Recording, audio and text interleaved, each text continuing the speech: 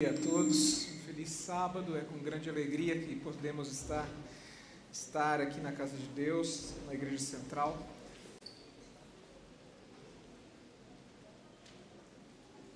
Sendo esta uma das igrejas pioneiras da Associação Catarinense, também sendo aqui nas suas dependências o início da Associação Catarinense, gostaria de compartilhar o quão felizes nós estamos com muitas bênçãos que Deus tem derramado sobre a igreja aqui em nossa região. Nesta semana, nós iniciamos a transmissão da Novo Tempo em uma nova região da Associação Catarinense, que é a nossa região mais distante aqui da sede, que é na região de Joaçaba e Herval do Oeste. Foi-nos ofertado a compra de um canal por um valor muito baixo, e no ano passado já a associação adquiriu esse canal para a retransmissão da Novo Tempo lá naquela região, atendendo todos os municípios daquela região. Estimamos atender cerca de 70 a 80 mil pessoas no mínimo. Sendo a região mais distante, nós fizemos questão de levar a mensagem de esperança através do canal da Novo Tempo àquela região, e nós estamos muito felizes por isso. Deus tem nos abençoado nos extremos da associação, aonde nem sempre a facilidade de acesso se dá. Inclusive, para o ano que vem, estamos pretendendo que lá tenha a sede de um novo distrito pastoral com mais um pastor atendendo aquela região. Ficamos felizes também porque agora no último mês podemos já confirmar, faltando pequeníssimos detalhes para que a partir do ano que vem, não sabemos exatamente a data, nós teremos uma instituição de saúde da igreja aqui na região de Florianópolis. A Clínica Adventista de Santa Catarina estará funcionando no antigo prédio da igreja de Campinas, e já está sendo trabalhada toda a documentação e adaptação daquele prédio para que tenhamos uma instituição da igreja que não apenas vai nos beneficiar no atendimento em saúde, mas principalmente vai nos fazer pregar com mais força a respeito de nossa mensagem de saúde. Nós ficamos muito felizes por muitas coisas que Deus tem nos derramado de bênçãos, e quero mais uma vez convidar a você para o programa que teremos no dia 3 de dezembro, aqui na ilha, lá em Canasvieiras, no Centro de Eventos Luiz Henrique da Silveira. Nós tivemos um primeiro lote de 4.000 ingressos esgotado em 3 dias, e foi o maior lugar que nós conseguimos encontrar aqui à disposição, vaga a esta data. E temos um segundo lote que ainda está aberto, e gostaríamos de convidar a você, que daqui a pouco conhece, pessoas que talvez estejam afastadas da igreja, interessados, amigos, pessoas que já ouviram o pastor Bullion, já conhecem as músicas que serão lá cantadas. Será uma festa muito grande. Teremos 2 auditórios em programação simultânea para procurar atender cerca de 8.000 pessoas de forma simultânea em 2 auditórios que existem naquele local. E peço que você, desde já, temos alguns ingressos ainda que estão vagos. Nós não sabemos bem exatamente até quando, porque vai tudo muito rápido, mas amigos da igreja, vizinhos, familiares, alguns que talvez afastaram-se, eram daquela época dos grandes revives que nós tínhamos. Talvez esta é uma última oportunidade de vermos o pastor Bullion. Ele está um pouco debilitado de saúde, mas ele vai estar aqui, está tudo certo, e seria muito bom termos muitos irmãos reunidos ali para ver a palavra de Deus através desse servo de Deus, dedicou toda a vida a ele. E eu gostaria de enfatizar a você, a convidar, se ainda existirem ingressos disponíveis para isso. Eu quero ir diretamente à mensagem, o tempo nosso, ele está urgindo. Quero que você abra então a sua Bíblia, ali no capítulo de número 3 do livro de Daniel, capítulo de número 3.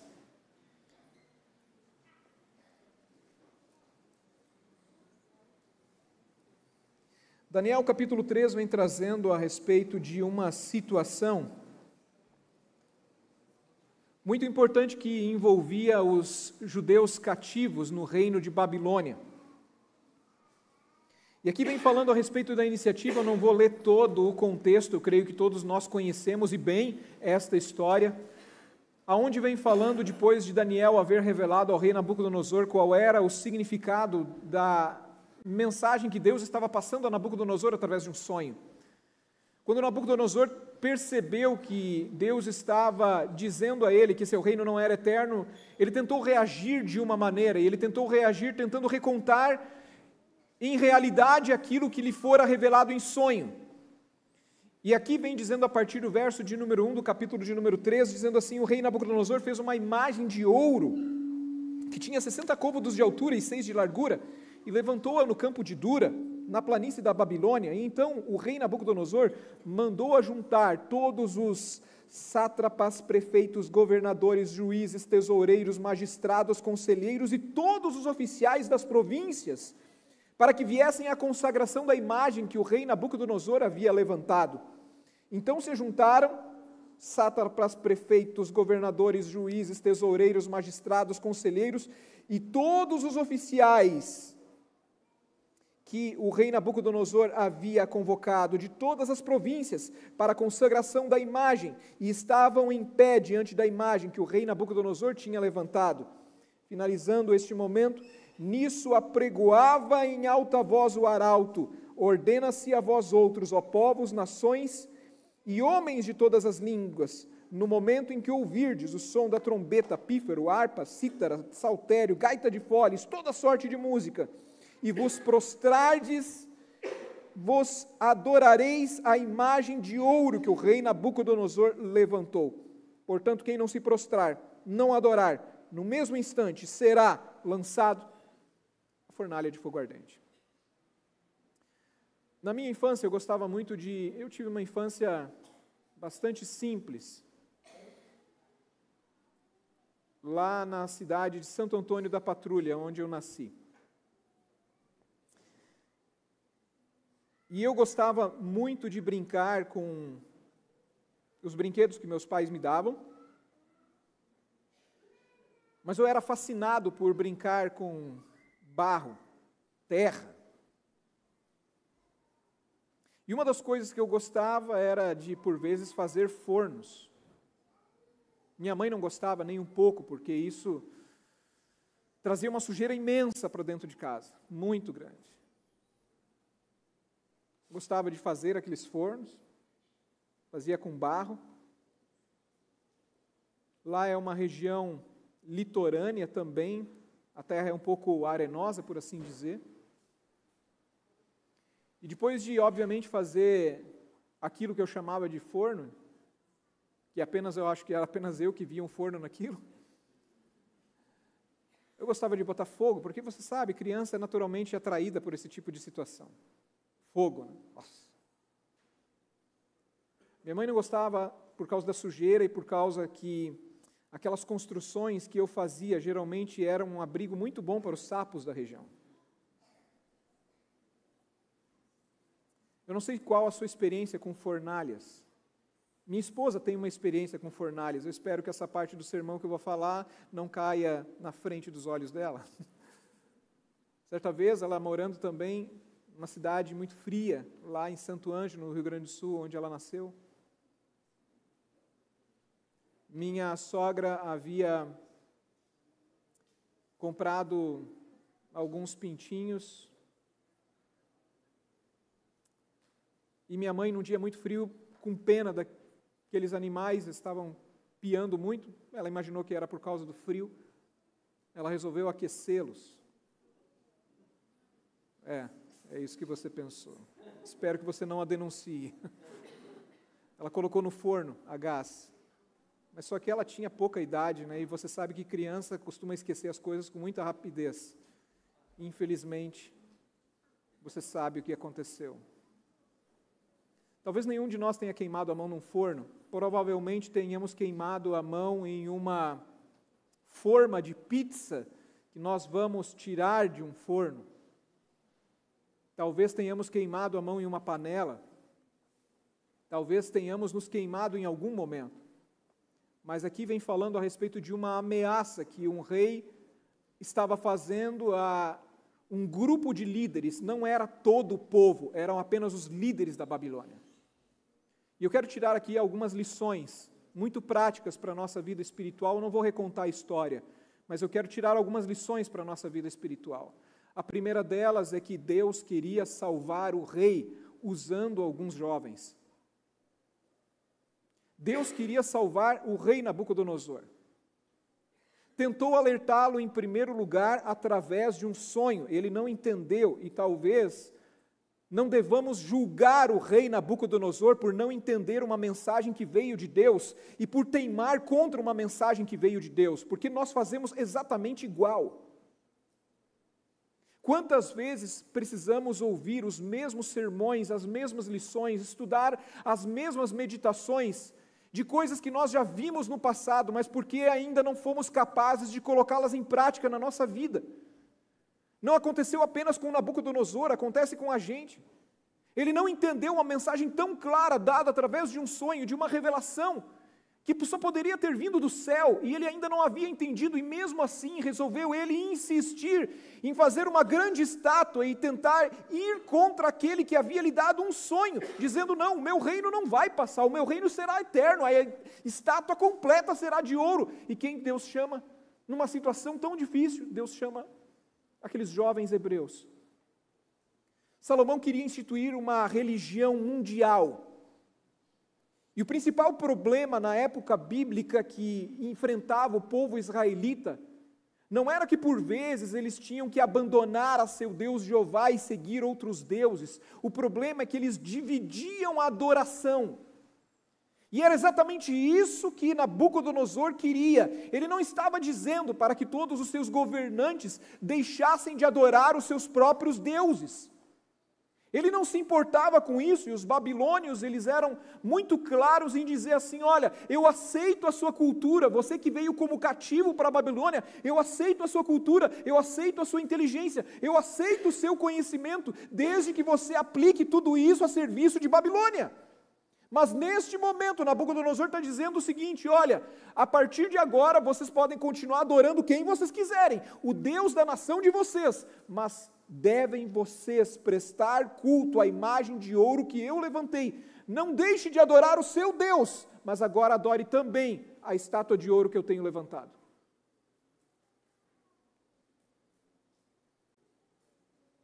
O problema é uma adoração dividida. E de igual forma, nos dias finais da história deste mundo que estamos vivendo,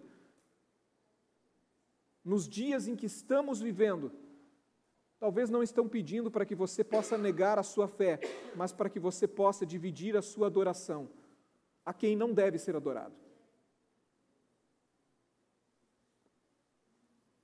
Amados, Deus levantou jovens para que pudessem fazer com que aquele rei entendesse quem era Deus. E Deus levanta hoje pessoas, jovens, crianças, adolescentes, adultos, para levantar o nome dele diante de pessoas que talvez jamais pudéssemos imaginar que conheceriam essa mensagem. Só que, entenda, naquele sistema de idolatria mundial que estava para ser levantado por Nabucodonosor, aqueles jovens tinham uma oportunidade tremenda, eles estavam em uma função muito cobiçada, eles simplesmente faziam parte do governo mais poderoso que havia. Talvez jamais havia passado pela cabeça deles que teriam tal oportunidade. Só que aqui vem uma lição. Quando você é convidado para fazer parte de funções importantes em nossa sociedade ou em sua carreira, entenda que isso é algo que Deus lhe dá, mas compreenda para que você defenda o nome dEle aonde Ele lhe colocou. Entenda que por vezes seremos colocados diante dos grandes do mundo para provarmos a nossa fé. Mantenha-se fiel a Deus aonde Ele lhe colocou, para onde Ele lhe chamou.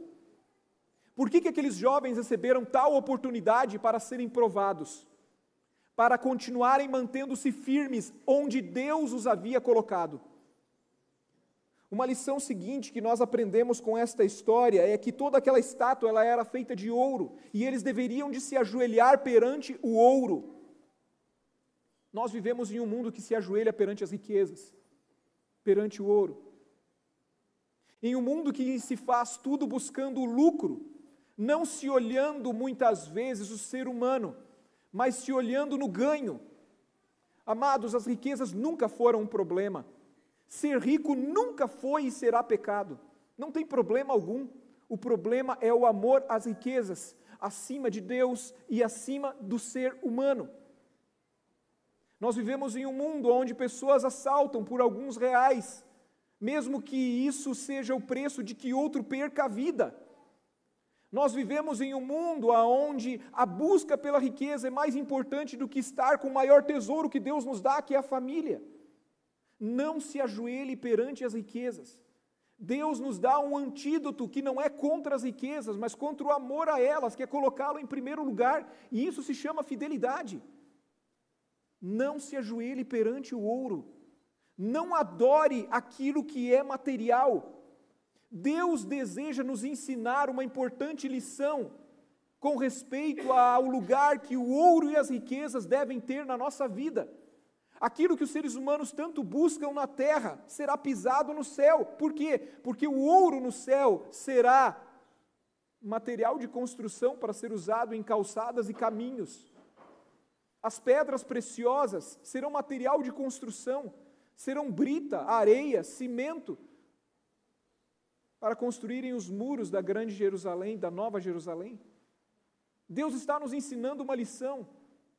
Os nossos valores devem estar invertidos, não ao chegarmos no céu, mas desde aqui. Nós não devemos de valorizar aquilo que no céu será pisado. O que levaremos ao céu? Se pudéssemos levar nossas riquezas ao céu, alguns de nós teriam um tablete de ouro para colocar no bolso e chegar lá.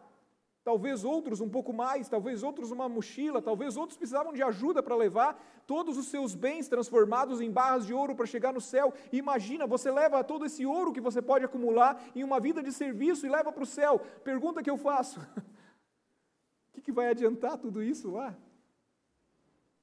Talvez eu não vou conseguir nem ao menos comprar um tijolinho de ouro para colocar o meu pé lá no céu. Do que vai adiantar? Não valorize aquilo que você não vai levar para o céu.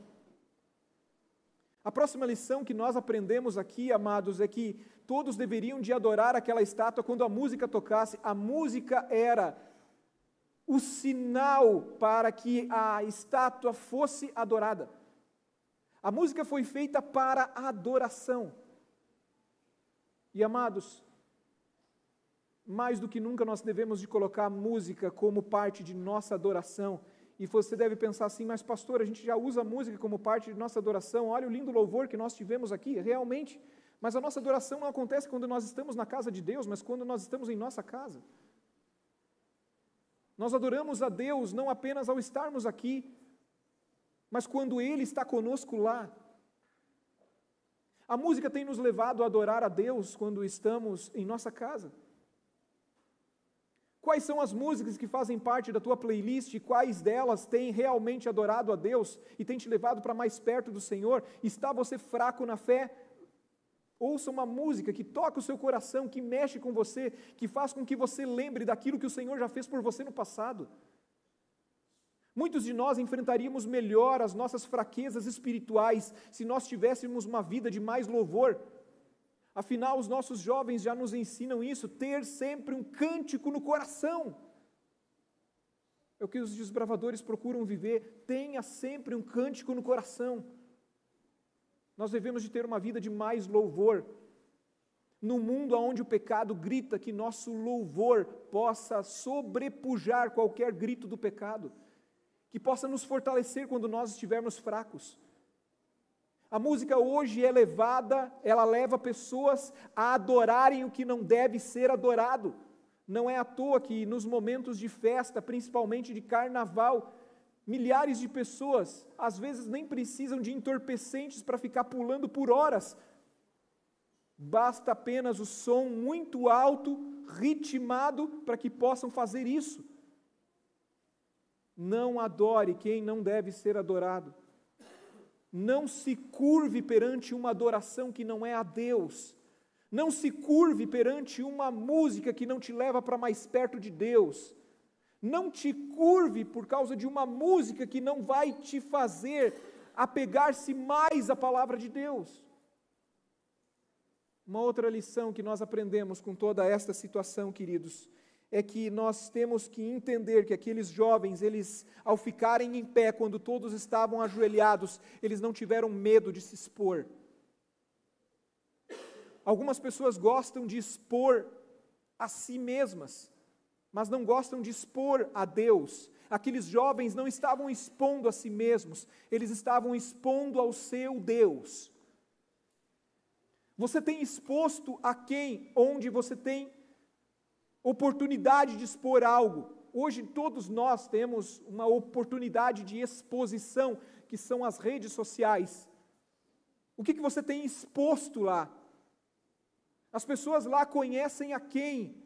Ao Deus que você segue, ou aquilo que você possui, ou aquilo que você deseja que as pessoas saibam a teu respeito, ou você mostra aquilo que Deus gostaria que as pessoas soubessem a teu respeito. Aqueles jovens, eles não tiveram medo de exporem ao seu Deus, mesmo que isso lhes custasse a vida. Não tenha medo de expor a Deus, de colocar aos outros quem você segue, onde você está, num sábado pela manhã chuvoso, o que você estava fazendo, o que você fez nesse final de semana, o que você faz quando reúne a tua família em casa, o que realmente te faz alegrar-se perante Deus. Você não precisa de algum entorpecente para esquecer dos seus problemas, porque você coloca eles sobre as mãos do teu Deus, e teu Deus te faz confiar que Ele está cuidando de tudo muito melhor do que simplesmente beber um gole de bebida para tentar esquecer de um problema que continuará existindo e que apenas piorará.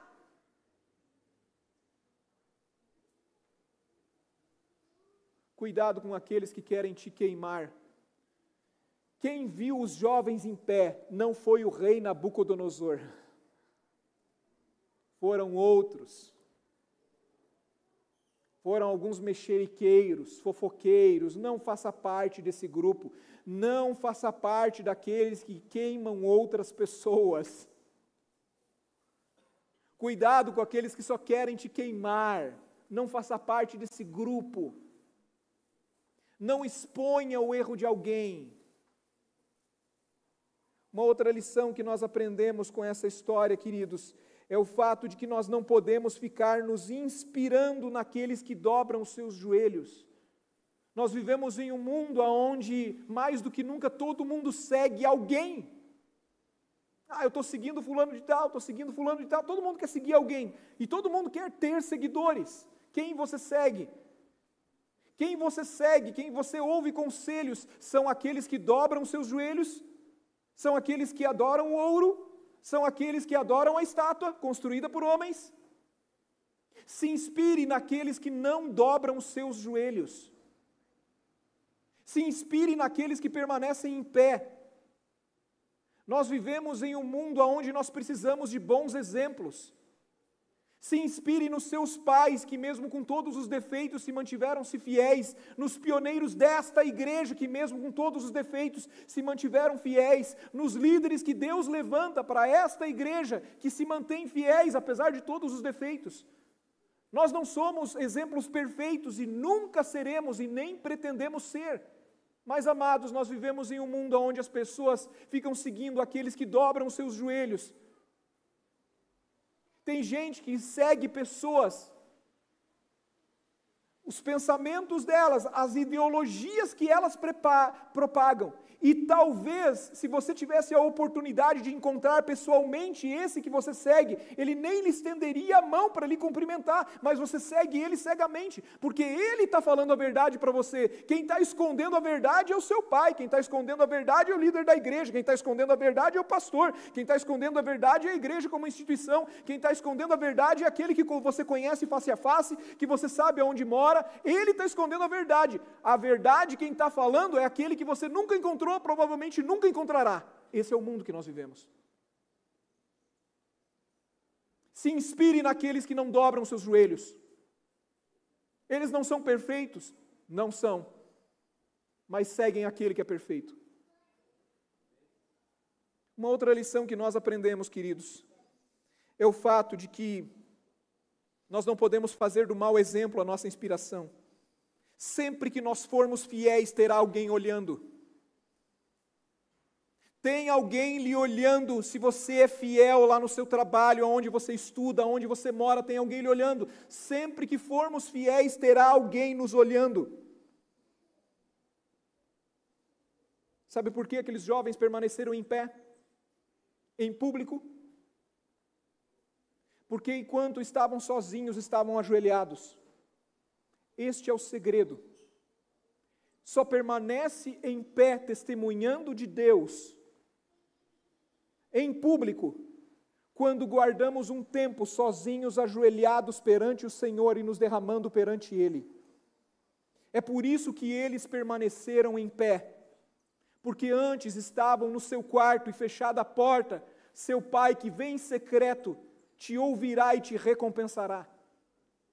A comunhão com Deus, eles sabiam a quem eles adoravam. Eles sabiam o que estava diante deles, mas eles sabiam mais ainda quem estava os observando do céu. Eles sabiam disso. Só permanece em pé quem antes está ajoelhado perante o Senhor. Talvez um outro motivo pelo qual eles permaneceram em pé fosse o fato de que eles não estavam sozinhos.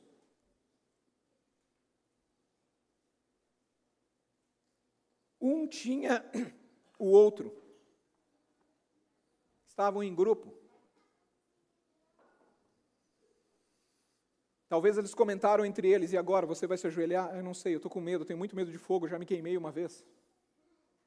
E você?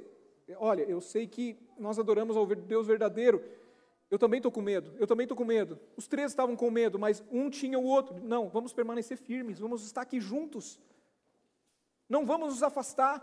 Teria sido mais difícil um deles sozinho do que os três juntos. E agora deixa eu dizer uma coisa para você. Existe hoje alguns que estão dizendo, não, você pode manter sua fé sozinho. Lembre dos três jovens diante daquela multidão.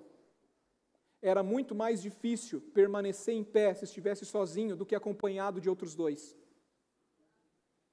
Se nós temos a oportunidade de manter a nossa comunhão com Deus e com os irmãos, vamos manter a nossa comunhão. Vamos estar juntos, vamos comer juntos, vamos partilhar de nossas orações, de nossos deveres, de nossa missão juntos.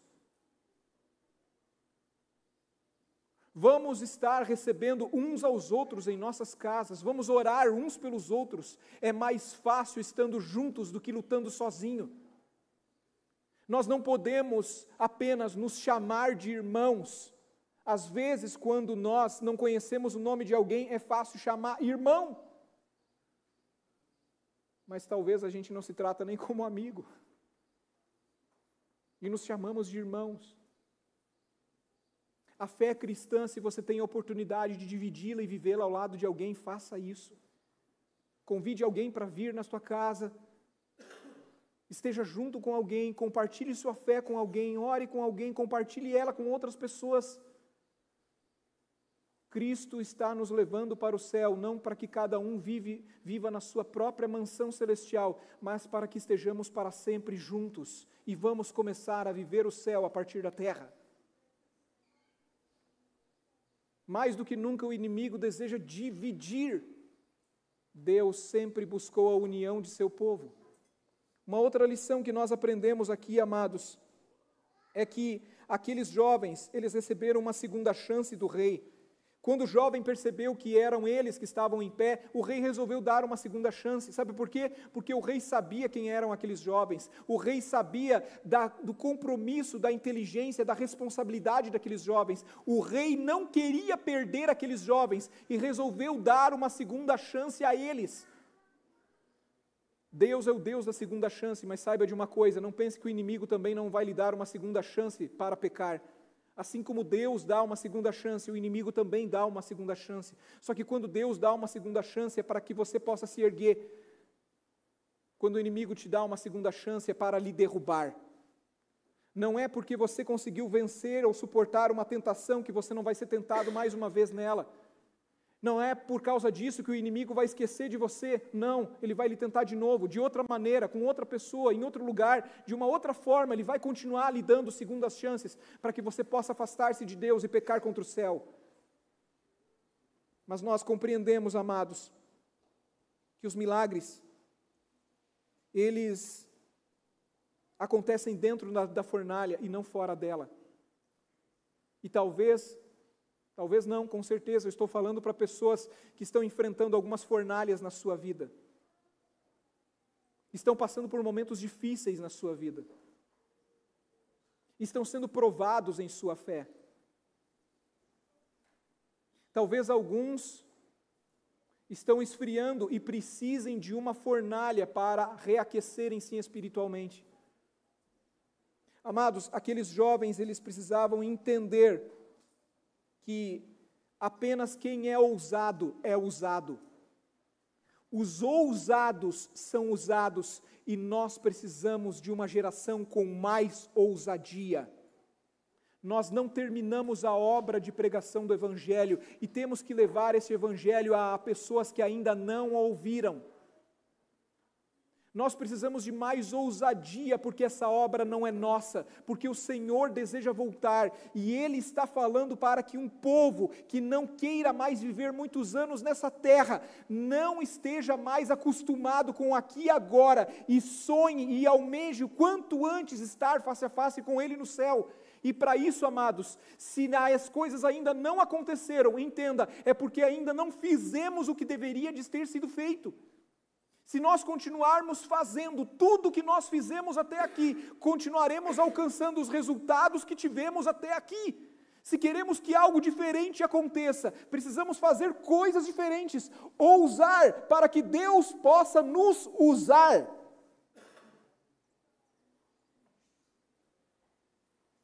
Nós não podemos perder os nossos princípios, mas não significa que Deus não nos dê novos métodos.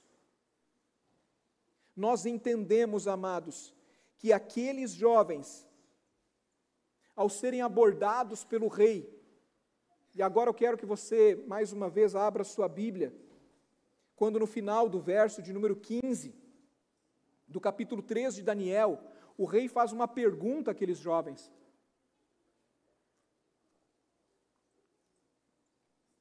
No final do verso 15, o rei está dizendo: e quem é o Deus que vos poderá livrar de nossas mãos?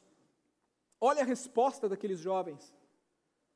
Não, sobre isso, ó rei, não necessitamos te responder. Se a gente fosse traduzir para uma linguagem de hoje, uma linguagem bem daqui mesmo, sabe como que poderia ter sido traduzido? Rei, não te interessa. Não te importa. Sabe por quê? Porque, amados, aqui está uma lição bem interessante para a gente, sabe? A gente tem que entender que os infiéis não vão entender porque nós somos fiéis. O que os infiéis vão entender é a nossa fidelidade sendo colocada à prova. É difícil você explicar por que você é fiel. As pessoas só vão entender isso através da nossa vida. Olha, por que você guarda o sábado deixando uma oportunidade tremenda? A nossa fidelidade, ela vai falar por si mesma. Existem coisas que a gente não vai conseguir expressar com palavras, mas com atos. Eles responderam: rei, fica sabendo que o nosso Deus pode nos livrar. Aqueles jovens, eles acreditavam no milagre. Deixa eu te dizer uma coisa. Você acha que o mesmo Deus que livrou aqueles jovens da fornalha, Ele mudou nos dias de hoje? Não. Milagres podem acontecer, estão acontecendo.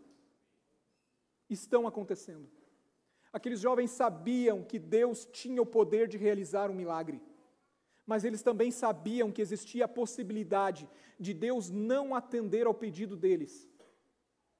Porque eles falaram aqui de uma forma muito clara no verso 18, se não, a possibilidade de serem queimados na fornalha não os deixaria derrotados, porque eles sabiam dessa possibilidade. Rei, mesmo que morramos queimados na fornalha, nós sabemos a quem nós servimos. Aqueles jovens, eles estavam preparados para serem queimados, eles não estavam preparados para pecar. E eu faço uma pergunta para você: você está preparado para quê? Aqueles jovens não estavam preparados para pecar. Eles estavam preparados para serem queimados, mas para pecar eles não estavam preparados. Para o que você está preparado hoje? Por que Deus está permitindo que você enfrente o que você está enfrentando, ou que você vai enfrentar? Todos nós, inegavelmente, sem exceção, nós vamos enfrentar algumas fornalhas tão difíceis quanto esta. Para o que você está preparado? Sabe, queridos, nós vemos o rei Nabucodonosor se enfurecendo e aquecendo muito mais aquela fornalha, e nós percebemos que o livramento da fornalha não é uma regra absoluta. Existem alguns heróis da fé que foram mortos por sua fé. Existem alguns heróis da fé que nos dias de hoje continuam sendo mortos por sua fé. E isso não significa que sua fé falhou. Muito pelo contrário, isto mostra a vitória da fé, que acredita naquilo que Deus está prometendo e não no aqui e agora. Até os bons crentes passam pelas fornalhas.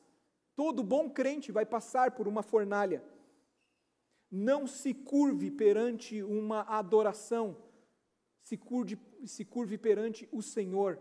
Não tenha medo de passar pela fornalha, se você sabe quem está te levando a ela. As fornalhas, elas acontecem em virtude da nossa fidelidade. E o interessante é que nós vemos aqui que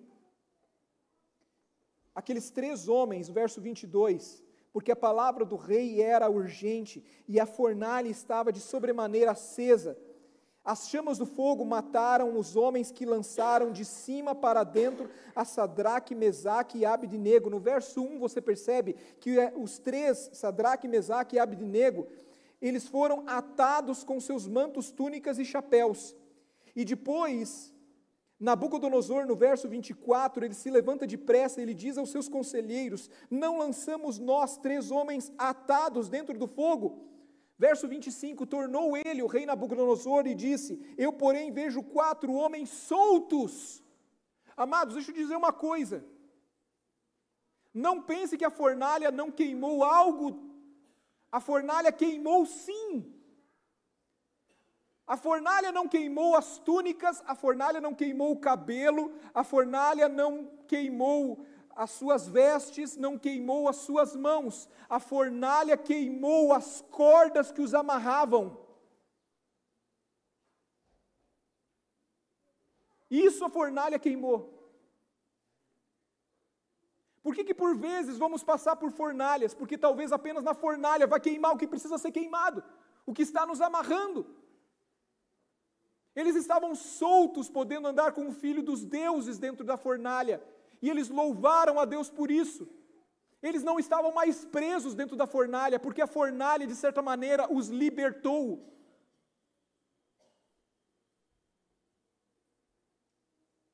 Não reclame a Deus por causa da fornalha, não foi Ele que a acendeu, mas é com Ele que você andará dentro dela. E é Ele que vai fazer com que as cordas que lhe prendem possam ser queimadas dentro dessa fornalha. Finalizando, amados, nós aprendemos que, como dizia um professor meu, é melhor queimar aqui do que no milênio.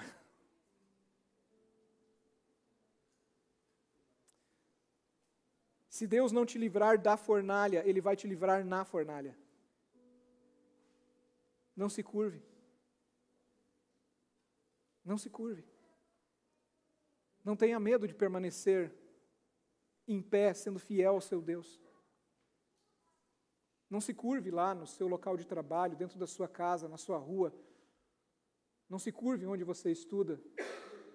Eu sei que muitos querem te queimar, não se curve. Mantenha-se fiel ao seu Deus. Porque você não está sozinho lá. Ele está andando com você lá. Não se curve ao ouro. Não se curve a nada disso. Você não está sozinho. Por pior que possa parecer, é neste momento que Deus tem a oportunidade de mostrar que Ele sempre esteve ali. Ele não te conduziu ali. Ele nunca te prometeu que neste mundo nós não passaríamos por vales da sombra e da morte. Ele nos prometeu que Ele estaria andando ao nosso lado e ao nosso lado quando passássemos pelo vale da sombra e da morte. Ele estaria ao nosso lado em meio à tempestade. Ele estaria ao nosso lado quando estivéssemos passando pela fornalha. O interessante é que Nabucodonosor estava vendo aquela situação e os jovens estavam ali dentro da fornalha. E os jovens não saíram enquanto Nabucodonosor não pediu. Sabe por quê? Porque era mais seguro para eles estar com o filho dos deuses dentro da fornalha do que fora dela com Nabucodonosor. Era muito mais seguro. Dentro da fornalha eles estavam seguros. Quem é que iria tirá-los ali? Quando eles viram que Nabucodonosor chamou eles tinham a garantia, ok, agora é hora de ir. Talvez a fornalha que você está passando é mais seguro para a tua vida espiritual do que fora dela. Nós não vamos entender e é por isso que teremos uma eternidade para que o Senhor nos explique. E quando Ele nos explicar, amados, nós vamos louvá-lo porque tudo aconteceu da forma, da vontade dEle e não da nossa.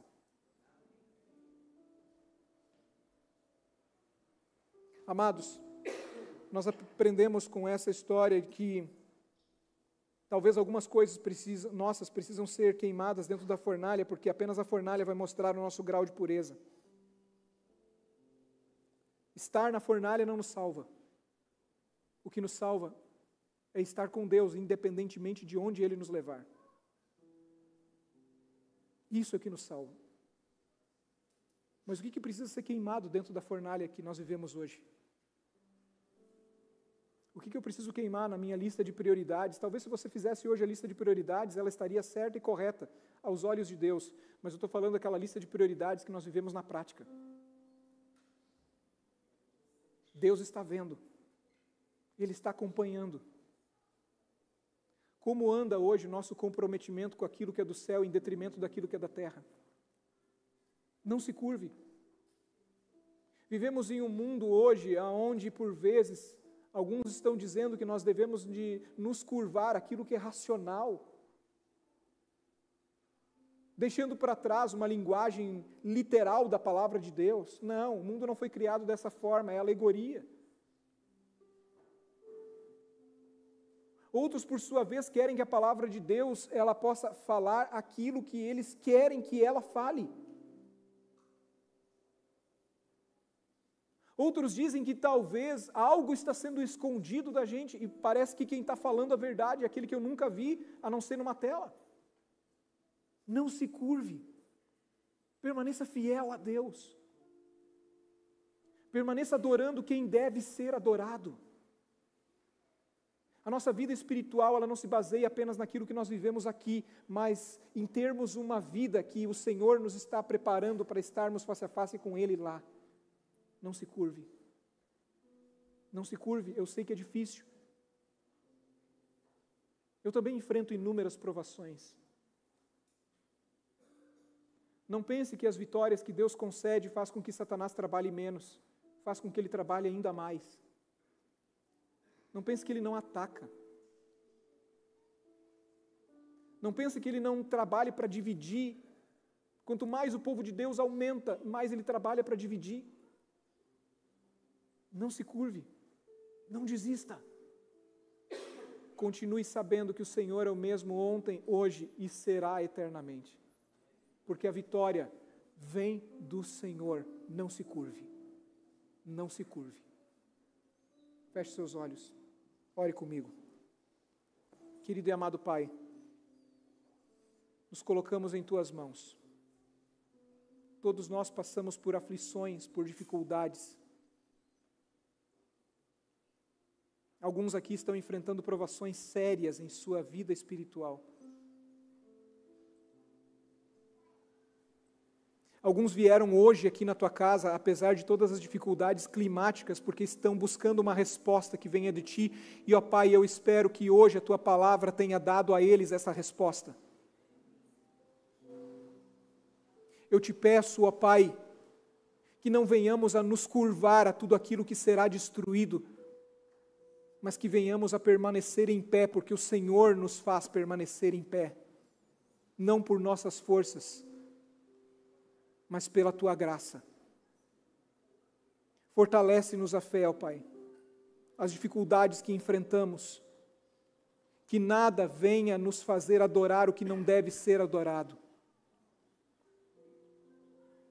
Ó Pai, todos nós temos uma luta tremenda dentro de nós mesmos, que só será vencida pelo Teu poder.